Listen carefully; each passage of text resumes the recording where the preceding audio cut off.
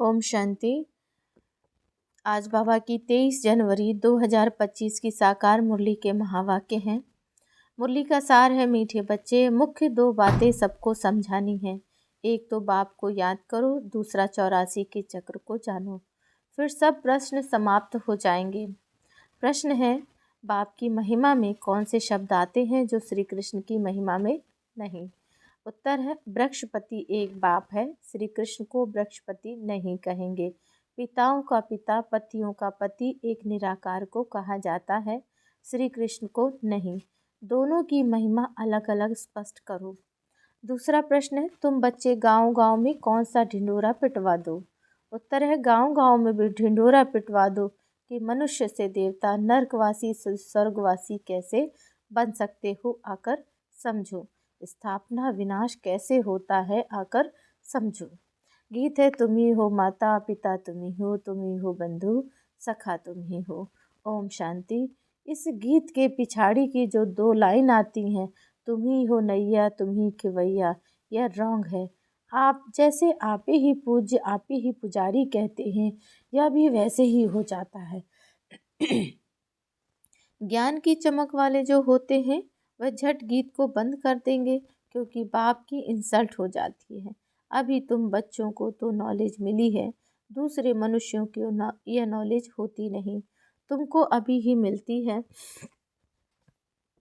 फिर कभी होती ही नहीं। गीता के भगवान की नॉलेज पुरुषोत्तम बनने की मिलती है, इतना समझते हैं, परंतु कब मिलती है, कैसे मिलती है, यह भूल गए हैं। गीता है ही धर्म स्थापना का शास्त्र, और कोई शास्त्र धर्म स्थापन अर्थ नहीं होते। शास्त्र अक्षर भी भारत में ही काम आता है। सर्वशास्त्र में शिरोमणि है ही गीता, बाकी यह सब धर्म पीछे आने वाले हैं, उसको शिरोमणि नहीं कहेंगे। बच्चे जानते हैं वृक्षपति एक ही बाप है, वह हमारा बाप है, पति भी है, सबका पिता भी है। उनको पतियों का पति, पिताओं का पिता कहा जाता है। यह महिमा निराकार की गाई जाती है। श्री कृष्ण की और निराकार बाप की महिमा की भेंट की जाती है। श्री कृष्ण तो है ही नई दुनिया का प्रिंस, वह फिर पुरानी दुनिया संगम युग पर राजयोग कैसे सिखलाएंगे? अब बच्चे समझते हैं हमको भगवान पढ़ा रहे हैं, तुम पढ़कर यह देवी देवता बनते हो, पीछे फिर यह ज्ञान चलता नहीं, प्रायः लोप हो जाता है। बाकी आटे में लून यानी चित्र जाकर बचते हैं। वास्तव में कोई का चित्र यथार्थ तो है नहीं। पहले पहले बाप का परिचय मिल जाएगा तो तुम कहेंगे यह तो भगवान समझाते हैं, वह तो स्वतः ही बताएंगे। तुम प्रश्न क्या पूछेंगे? पहले बाप को तो जानो। बाप आत्माओं को कहते हैं मुझे याद करो, बस दो बातें याद कर लो। बाप कहते हैं मुझे याद करो और 84 के चक्र को याद करो, बस यह दो मुख्य बातें ही समझानी हैं। बाप कहते हैं तुम अपने जन्मों को नहीं जानते, ब्राह्मण बच्चों को ही कहते हैं और कोई मनुष्य समझ भी ना सके। प्रदर्शनी में देखो कितनी भीड़ लग जाती है, समझते हैं इतने मनुष्य जाते हैं तो जरूर कुछ देखने की चीज़ है। घुस पड़ते हैं, एक एक को बैठ के समझाएं तो भी मुख थक जाए तो क्या करना चाहिए? प्रदर्शनी मास भर चलती रहे तो कह सकते हैं आज भीड़ है, कल परसों आना। सो भी जिसको पढ़ाई की चाहना है अथवा मनुष्य से देवता बनना चाहते हैं, उनको ही समझाना है। एक ही या लक्ष्मी नारायण का चित्र अथवा बैच दिखलाना चाहिए। बाप द्वारा या विष्णुपुरी का मालिक बन सकते हो, अभी भीड़ है, सेंटर पर आना। एड्रेस तो लिखी हुई है, बाकी ऐसे ही कह देंगे या स्वर्ग है या नर्क है। इससे मनुष्य क्या समझेंगे, टाइम वेस्ट हो जाता है। ऐसे तो पहचान भी नहीं सकते यह बड़ा आदमी है, साहूकार है या गरीब है। आजकल ड्रेस ऐसी पहनते हैं जो कोई समझ ना सके। पहले पहले तो बाप का परिचय देना है। बाप स्वर्ग की स्थापना करने वाला है, अब यह बनना है। एम ऑब्जेक्ट सामने खड़ी है। बाप कहते हैं ऊंचते ऊंच मैं हूँ, मुझे याद करो, यह वशीकरण मंत्र है। बाप कहते हैं मामेकम याद करो तो तुम्हारे विकर्म विनाश हो जाएंगे और विष्णुपुरी में आ जाएंगे। इतना तो जरूर समझाना चाहिए। 8-10 रोज प्रदर्शनी को रखना चाहिए। तुम गांव गांव में ढिंडोरा पिटवा दो कि मनुष्य से देवता, नरकवासी से स्वर्गवासी कैसे बन सकते हो। आकर समझो, स्थापना विनाश कैसे होता है, आकर समझो। युक्तियाँ तो बहुत हैं, तुम बच्चे जानते हो। सतयुग और कलयुग में रात दिन का फर्क है। ब्रह्मा का दिन और ब्रह्मा की रात कहा जाता है। ब्रह्मा का दिन सो विष्णु का, विष्णु का सो ब्रह्मा का। बात तो एक ही है। ब्रह्मा का भी 84 जन्म, विष्णु के भी 84 जन्म। सिर्फ इस लीप जन्म का फर्क पड़ जाता है। यह बातें बुद्धि में बिठानी होती हैं। धारणा नहीं होगी तो किसको समझा कैसे सकेंगे। यह समझाना तो बहुत सहज है।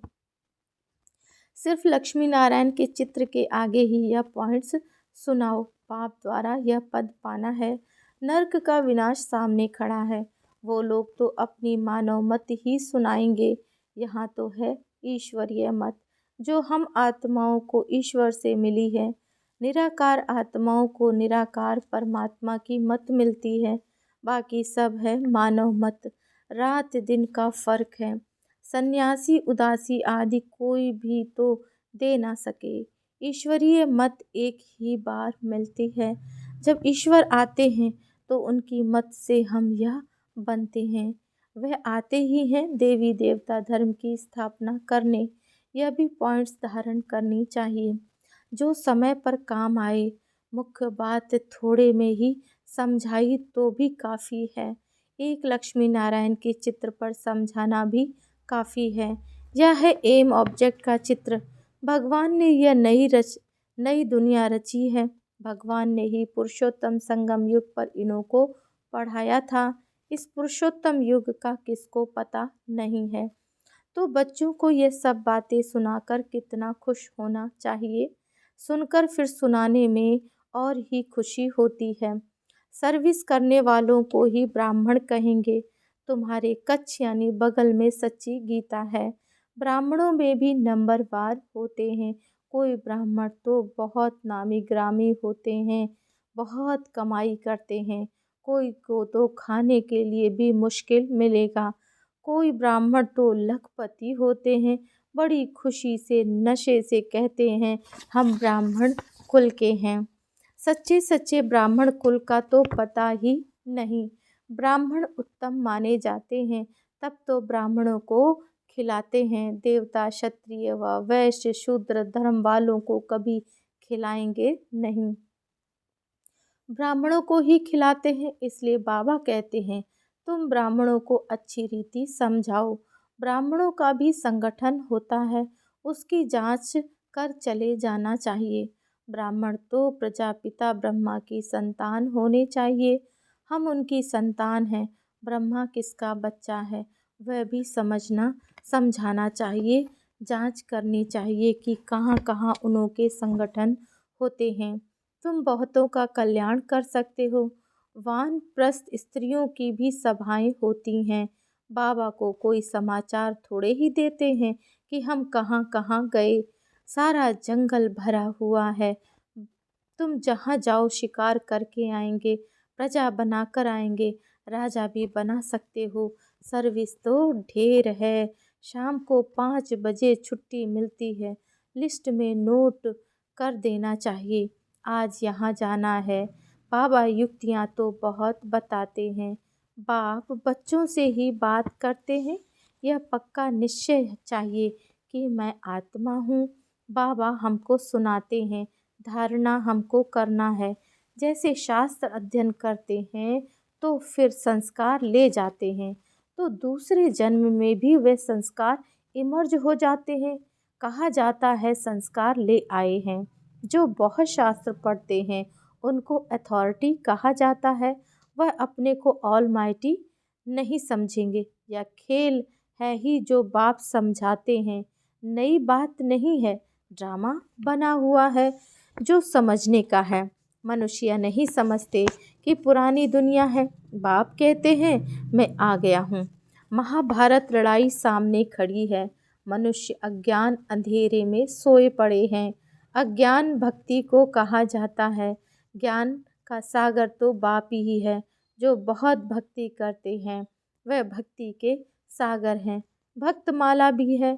भक्तमाला के नाम इकट्ठे करने चाहिए। भक्तमाला द्वापर से कलयुग तक की ही होगी। बच्चों को बहुत खुशी रहनी चाहिए। बहुत खुशी उनको होगी जो सारा दिन सर्विस करते रहेंगे। बाबा ने समझाया है माला तो बहुत लंबी होती है, हजारों की संख्या में, जिसको कोई कहाँ से खींचते हैं। कुछ तो होगा ना जो इतनी बड़ी माला बनाई है। मुख से राम राम कहते रहते हैं। यह भी पूछना पड़े किसको राम राम कहे याद करते हो। तुम कहाँ भी सत्संग आदि में जाकर मिक्स हो बैठ सकते हो। हनुमान का मिसाल है ना, जहाँ सत्संग होता था वहाँ जुतियों में जाकर बैठता था। तुमको भी चांस लेना चाहिए। तुम बहुत सर्विस कर सकते हो। सर्विस में सफलता तब होगी जब ज्ञान की पॉइंट्स बुद्धि में होगी। ज्ञान में मस्त होंगे। सर्विस की अनेक युक्तियाँ हैं। रामायण भागवत आदि की भी बहुत बातें हैं जिस पर तुम दृष्टि दे सकते हो। सिर्फ अंधश्रद्धा से बैठ सत्संग थोड़े ही करना है। बोलो हम तो अपना कल्याण करना चाहते हैं।